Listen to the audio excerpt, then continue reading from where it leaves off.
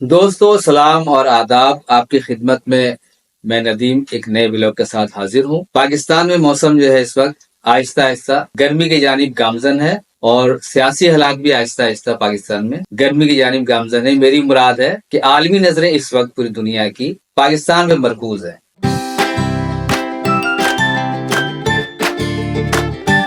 اس کی وجہ یہ ہے کہ ایران کے صدر محترم جناب ابراہیم رئیسی صاحب پاکستان تشریف لا چکے ہیں، پاکستان میں خیر مقدم کیا ہے۔ جیسے کہ ہماری تہذیبی اور ثقافتی روایت ہے، ہم بہت مہمان نواز قوم ہے۔ ہم ہمیشہ سے ہمارے وتیرہ رہا ہے کہ ہم جو ہے مہمان کی تواضع بڑے پیمانے پہ کرتے ہیں، خوش دلی کے ساتھ کرتے ہیں۔ تو جناب ایرانی صدر تشریف لا چکے ہیں، لیکن پاکستان نے اتنی جرات دکھائی ہے، بڑی جرات ہے یہ، کہ جس وقت کے عالمی سطح پہ خاص کر امریکہ، اسرائیل اور مغربی اقوام جو ہے، جن کے نشانے پر ایران ہے اس وقت اور ایک دشمن کے طور پہ اس کو دیکھتے ہیں، اس کے سربراہ پاکستان تشریف لاتے ہیں۔ لیکن یہ کوئی اچنبے کی یا کوئی ایسی بات بھی نہیں ہے کہ جس سے خوفزدہ ہو پاکستان کے عوام یا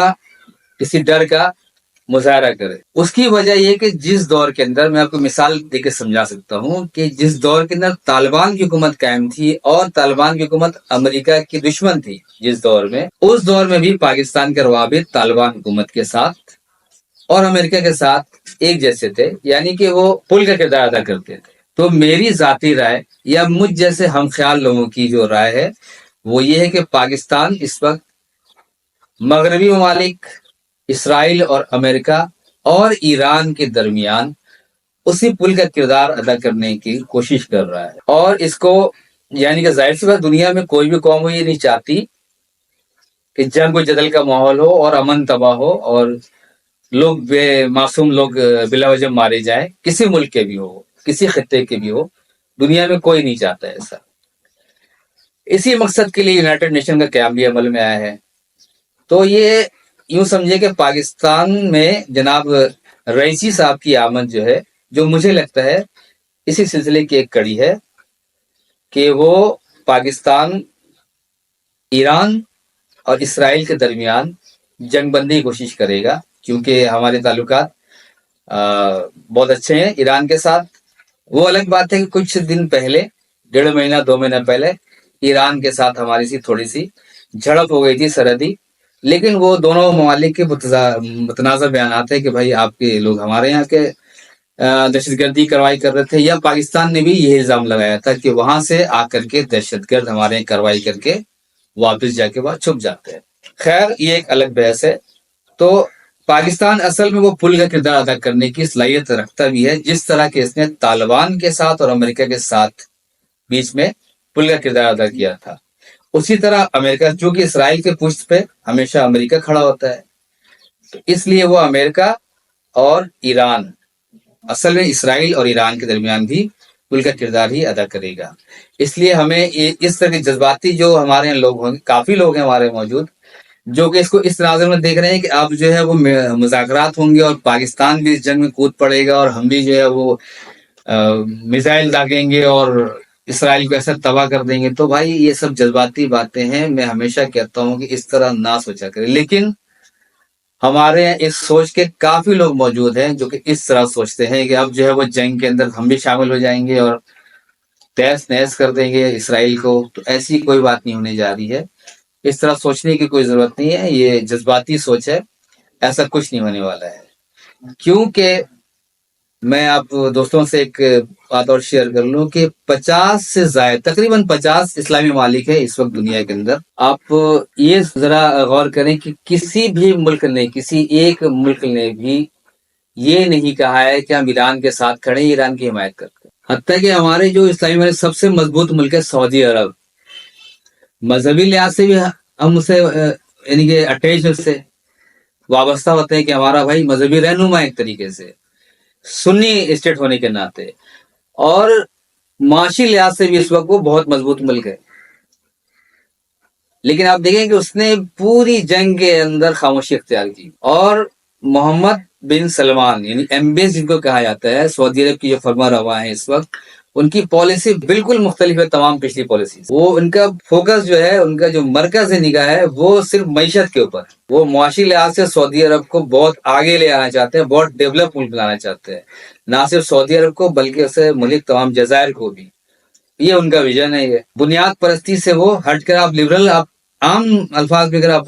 سمجھنا چاہتے ہیں تو آپ یوں سمجھیں کہ محمد بن سلمان ایک لبرل پرسنالٹی کے آدمی ہے، اور ان کی پالیسی میں ظاہر بھی ہوتا ہے۔ تو سعودی عرب نے بھی کبھی جو ہے نا ایران کی حمایت نہیں کی ہے اس جنگ میں، اس کے کردار کے اوپر نہ کسی اسلامی ملک نے کی ہے۔ تو پاکستان بھی ایسی غلطی نہیں کرے گا۔ یہ صرف پاکستان ایک فل کردار ادا کرنے کے لیے یہ سارے مذاکرات ہو رہے ہیں، کیونکہ وہ برادر ملک ہے، ایک دوسرے کی بات بہتر طور پہ سمجھ اور سمجھا سکتے ہیں۔ اچھا دوستو، ایک میرے ذہن میں اور بات آ رہی تھی کہ آپ کو شاید یاد ہوگا کہ عرب ممالک نے ایک فوج بنائی تھی۔ اگر آپ بہت زیادہ جذباتی پن کے شکار ہیں اور کچھ چاہتے ہیں کہ جلد سے جلد اس کا کوئی ایسا جہادی کوئی پروگرام ترتیب دیا جائے، تو آپ ذرا یہ بھی سوچیں 2 منٹ کے لیے کہ عرب ممالک نے ایک یوں سمجھیں کہ کمان تیار کی تھی، جو عرب ممالک نے مل کر کے، اور جس کی کمان جو ہے ہمارے پاکستان کے راحیل شریف صاحب کے پاس ہے، اب بھی ہے ان کے پاس، اور وہ پہلے اس کے چیف ہیں۔ تو وہ اتنی بڑی فوج جو تھی عرب کی، وہ فوج نظر کیوں نہیں آئی آپ کو کبھی؟ میرے ذہن میں سوال میں آپ سے شیئر کر رہا ہوں، اس کا جواب اگر آپ کے پاس ہو تو مجھے ضرور دیجیے گا، کسی کے پاس بھی ہے، آپ کمنٹ باکس میں آ کر کے کھل کے اظہار کر سکتے ہیں اپنے آرا کا، اپنی رائے کا، کہ وہ فوج جو تھی ہماری، اس کی تعداد کے بارے میں صحیح نہیں ہے مجھے، اس کے ویپنس کے بارے میں نہیں پتا، لیکن وہ سعودی عرب یا عرب ممالک نے مل کر کے متحدہ طور پر، جس طرح کے یورپ کے اندر نیٹو کی فوج ہوتی ہے، تمام یورپی ممالک مل کے ایک فوج تیار کی ہے جدید اسلحے سے، اور بہت منظم فوج ہے، وہ دنیا میں کسی خطے کے اندر بھی فاسٹ کارروائی کر سکتی ہے وہ انتہائی تیز رفتاری کے ساتھ۔ اسی کو بنیاد بنا کر آپ یوں سمجھیں کہ عرب ممالک نے بھی ایک آرمی تیار کی تھی جنرل راحیل شریف کی نگرانی میں۔ تو میرے ذہن میں یہ سوال ہے کہ تمام جنگوں کے دوران، یہ بالکل مانتا ہوں میں کہ اسرائیل ظلم کر رہا ہے اور ناک فلسطینی جو ہے وہ معصوم مارے جا رہے ہیں، لیکن ان تمام چیزوں کے درمیان وہ عرب کی فوج اور وہ عرب کے وہ کردار کدھر ہے؟ آپ کو کبھی نظر آیا یہ؟ تو براہ مہربانی میرے کہنے کا مقصد یہ تھا کہ پاکستانی حکومت سے بھی یا پاکستانی اداروں سے بھی براہ مہربانی ایسی توقع نہ کریں جو کہ آگ کی لپیٹ میں آپ خود آ جائے، کہ ہماری گورنمنٹ ملوث ہو جائے اور ہم خود جو ہے نا اس کے اندر ملوث ہو جائیں اسرائیل کو تہس نہس کرنے کے لیے، یہودیوں کو صفحہ ہستی سے مٹانے کے لیے۔ تو اس طرح کی سوچ سے ذرا سا نکلیں باہر، حقیقت دنیا میں آ کر کے کریں کہ عرب نے آخر کیوں نہیں کیا۔ یہ میرے ذہن میں سوال ہے، میں آپ سے شیئر کر رہا ہوں، کمنٹس باکس میں آپ میرے اس سوال کا جواب دے سکتے ہیں کہ آخر ایسی کیا وجہ ہے، یا وہ کیا وجوہات ہے، کن وجوہات کے بنا پر عربوں نے یا عرب ممالک نے خاموشی اختیار کی۔ یہ میرے ذہن میں آج سوال تھا، میں نے شیئر کیا آپ سے۔ اور دوسری بات یہ تھی کہ بھائی بارش کا موسم گزر چکا ہے، طوفانی موسم دبئی سے، اور دبئی میرے خیال میں 24 گھنٹے سے پہلے اس کو کر لینا چاہیے تھا، جتنی صلاحیت ہے، جتنی دولت ہے اس کے پاس، اس نے کر لیا۔ تو وہ لوگ جو یہ کہہ رہے تھے کہ مندر کے تعمیر کے بعد اللہ کا عذاب آیا ہے اور یہ ہو گیا وہ ہو گیا ہے، تو بھائی جذباتی پن سے باہر نکل کے ذرا سا حقیقت کے دنیا میں آ کے سوچا کریں، اور ویسے ہی کہا کریں کہ بھائی پھر وہ کہاں چلے گئے وہ عذاب اچانک۔ تو یہ بھی ایک سوال ہے میرا آپ لوگوں سے کہ اگر یہ عذاب تھا تو یہ کیا ہوا اچانک؟ پھر 24 گھنٹے کے اندر، 48 گھنٹے کے اندر دبئی کی حکومت نے دوبارہ وہ سارا نظام سیٹ کر دیا ہے۔ کیسے؟ کس بنیاد پہ کیا ہے؟ سائنس اور ٹیکنالوجی، وہ تمام سہولیات سائنس اور ٹیکنالوجی کی مرہونی منت ہے، جس کے اندر کے خود دبئی کے عرب بھی اور ہم بھی بہت پیچھے ہیں، اور اسی پہ ہمیں کام کرنے کی ضرورت ہے کہ ہم اس میدان میں بہت پیچھے ہیں، اور وہ جو ہمارے دشمن آپ سمجھ لیں یا جو اغیار ہیں، غیر ہیں، وہ ہم سے بہت آگے نکل چکے ہیں۔ اصل مسابقت، اصل مقابلہ ہمیں اس میدان میں کرنا ہے۔ یہ میرا آج پیغام ہے کہ اس میدان کی تیاری کریں، خود بھی کریں اور اپنی آنے والی نسل کو بھی بتائیں کہ اس میدان میں سائنس اور टेक्नोलॉजी के मैदान में हमें आगे निकलना है तो कैसे निकलना है, उसके लिए क्या रास्ता अख्तियार किया जाए। दोस्तों आज का ब्लॉग कैसा लगा अपनी दोस्तों में शेयर कीजिएगा और लाइक कीजिएगा और कमेंट्स बॉक्स में अपनी आरा से जरूर आगाह कीजिएगा। इंशाल्लाह बहुत जल्द